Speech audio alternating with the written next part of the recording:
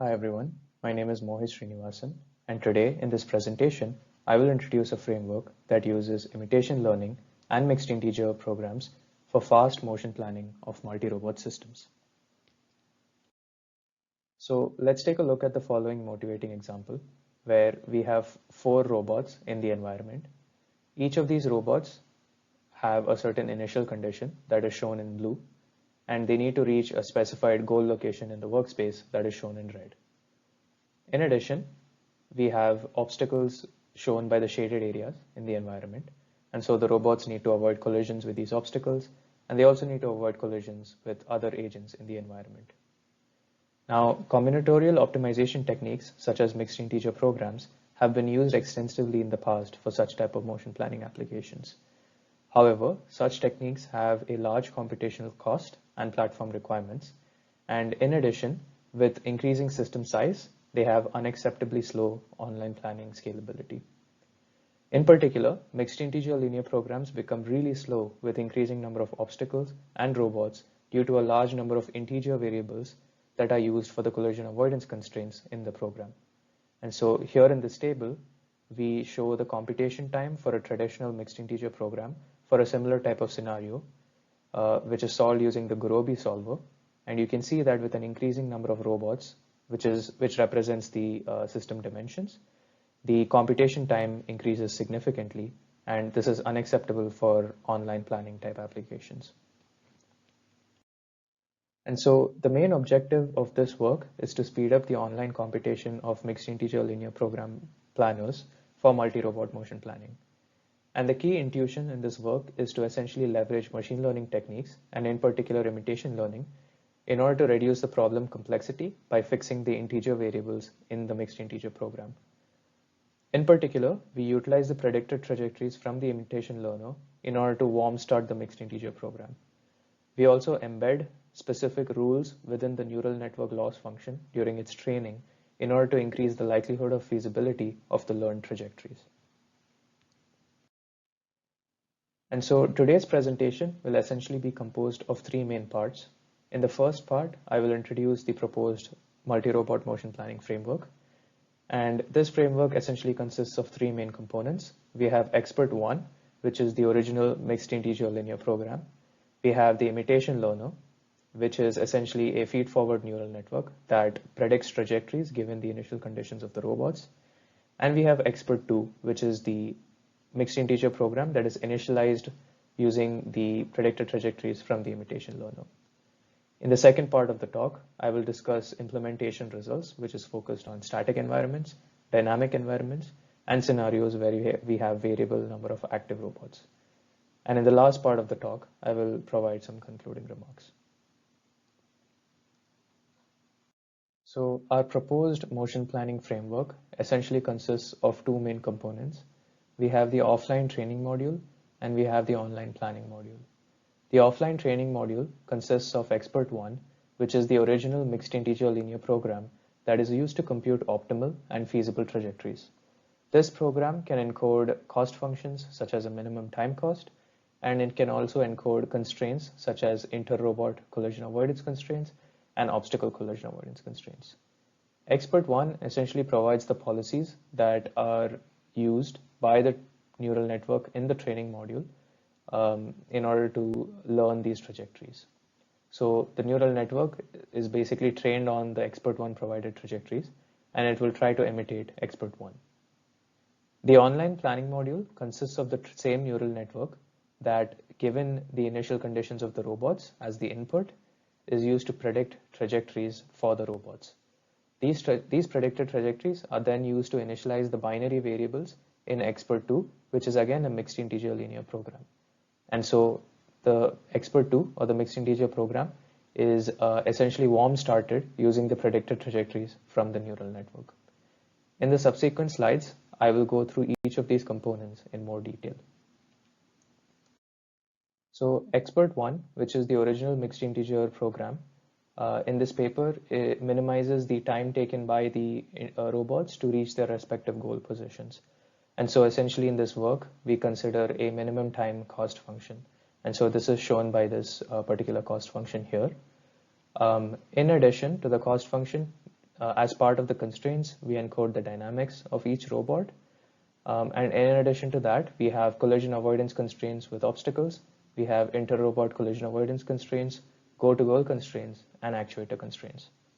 And so the key point to remember here is that expert 1 is the true optimal solution to the path planning problem. But the disadvantage of using this as a standby controller is that it takes a lot of compute power to solve this problem.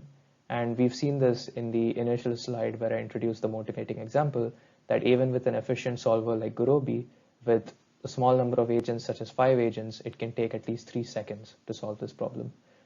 And so the imitation learner is used to address this computational issue.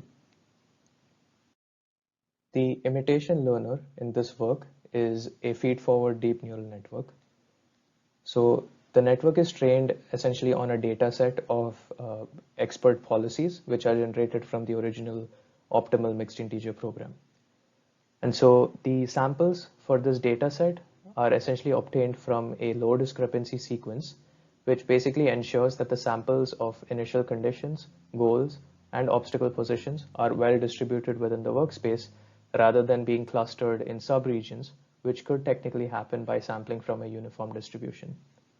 And so these samples, along with the expert trajectories, constitute the training and label sets used for training, validation, and testing of the neural network.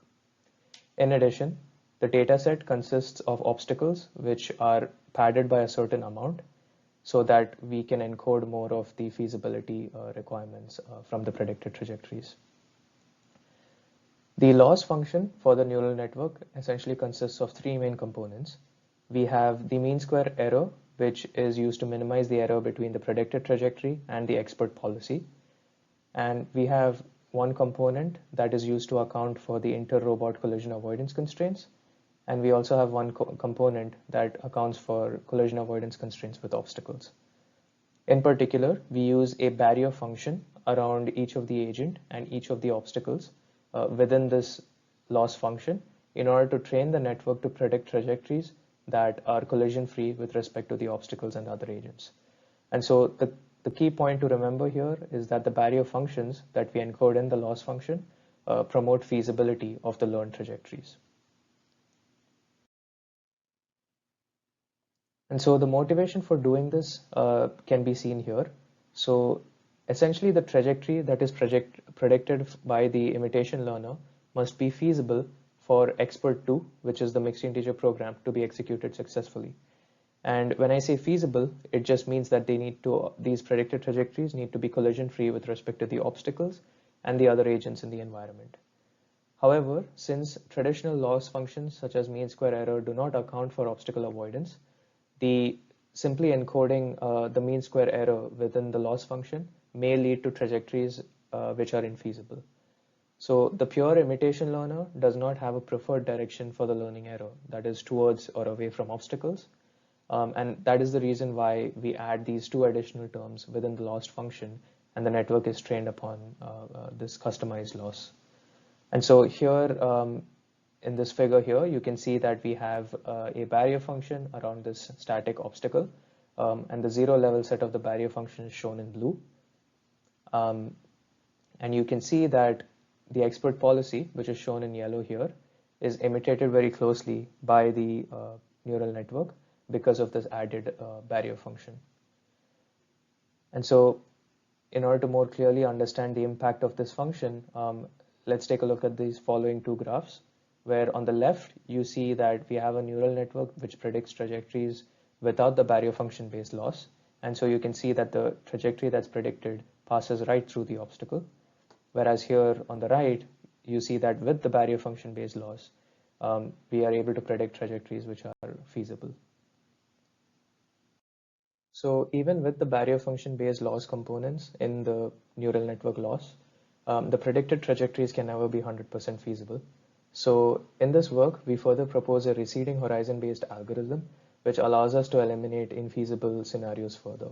And the key intuition of this algorithm is basically to continuously predict trajectories by using the next point of the predicted trajectory as the new initial condition until the predictions are feasible. And so this is captured by the pseudocode right here. Here on the right, we have a specific example where without the barrier function based loss, the neural network is predicting trajectories which are colliding with the obstacle. Even with the barrier function based loss, although we can produce a deviation away from the obstacle, it still collides with the obstacle. And when we filter this particular scenario through the receding horizon based approach, we see that we are able to obtain feasible trajectories. Here in this table, we consider different data sets of different sizes. And for each of the data sets, we show the number of infeasible scenarios that are predicted by each approach. So we have the network trained using the mean square error, the mean square error with the barrier function based loss, and the mean square error, the barrier function based loss applied with the receding horizon based approach. And we can see that we get the minimal number of infeasible trajectories from this receding horizon based approach. So the predicted trajectories from the imitation learner using the receding horizon based approach are then used to fix the binary variables for all the collision avoidance constraints in the subsequent expert2 mixed integer program. And so the expert2 program is essentially a mixed integer problem as shown here, where we have the same cost function as expert1. So in our work, we use a minimum time cost. We still have the actuator constraints and the dynamics for the robots. But because we are using the predicted trajectories to warm start the problem, we no longer have the constraints for inter-robot collision avoidance and obstacle collision avoidance. And so we only have constraints for the go-to-goal requirements. And so what this allows us to do is it allows us to drastically reduce the number of decision variables in the mixed integer program, thus leading to a much faster computation time. And so expert2 is basically a mixed integer program that only has binary variables that correspond to the go-to-goal constraints.